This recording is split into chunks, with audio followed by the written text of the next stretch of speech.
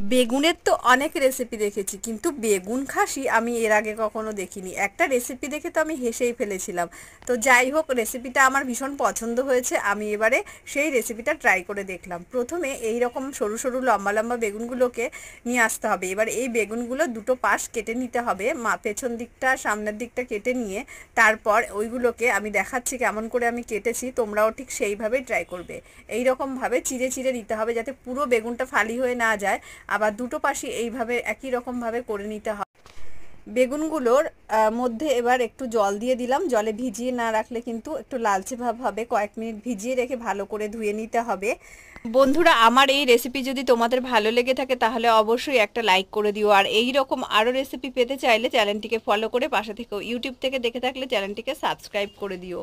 এখানে বেগুনের মধ্যে আমি 1 চামচ লবণ আর 1 চিমটি চিনি অ্যাড করে দিলাম, আর 1 চামচ হলুদ গুঁড়ো অ্যাড করে হাত দিয়ে ভালো করে মাখিয়ে নেব। বেগুনের প্রত্যেকটা জায়গায় ভালোভাবে মাখাতে হবে, কারণ নুনটা ভালো মতো না ঢুকলে কিন্তু বেগুনটা ভালো ভাজা হবে না। কড়াই খুব ভালো করে গরম করে সর্ষের তেল দিয়ে এবারে বেগুনগুলোকে দিয়ে দিলাম। একবারে 4টে বেগুন দিয়েই ভাজবো, কোনো অসুবিধা নেই তাতে। নেড়ে চেড়ে কয়েক মিনিটের জন্য আবার ঢেকে দিয়েছিলাম। আর ঢেকে দিলে কিন্তু যে কোনো কিছু ভাজার সময় ঢেকে দিলে খুব তাড়াতাড়ি সেটা সেদ্ধ হয়ে যায়। তো আমি এবার 3 থেকে 4 মিনিট ঢেকে দিয়ে আবার একটু নেড়ে চেড়ে দিই। তো দুটো পার্ট যাতে ভালোভাবে ভাজা হয়, উল্টে উল্টে এইভাবে দিতে হবে।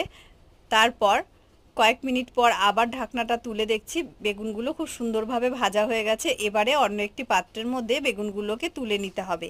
ওই তেলের মধ্যে দিয়ে দিলাম পেঁয়াজ বাটা, তারপর দিয়ে দেবো আদা আর রসুন, আর কয়েকটা গোটা রসুনও আমি এখানে দিয়েছি। আরও কয়েক মিনিট এইভাবে ভেজে নিতে হবে। ভালোভাবে পেঁয়াজটা ভাজা হয়ে গেলে তারপর 1 চামচ লবণ দিয়ে দিলাম।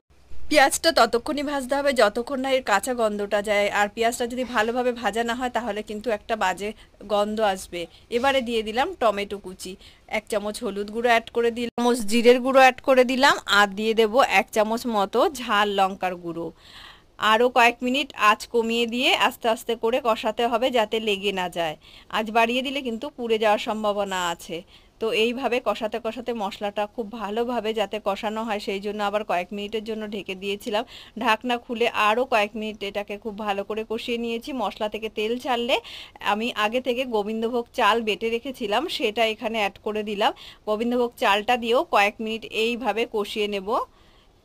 খুব ভালো মতো কষানো হতে হতে মশলাটা থেকে আবারও যখন তেল ছেড়ে আসবে তখন এটা সম্পূর্ণভাবে রেডি হয়ে যাবে। খুব কম পরিমাণে এখানে জল অ্যাড করতে হবে। এবারে আঁচটাকে বাড়ি দিয়ে জলটা খুব ভালোভাবে ফুটে উঠলে ভেজে রাখা বেগুনগুলোকে এখানে দিয়ে দিলাম।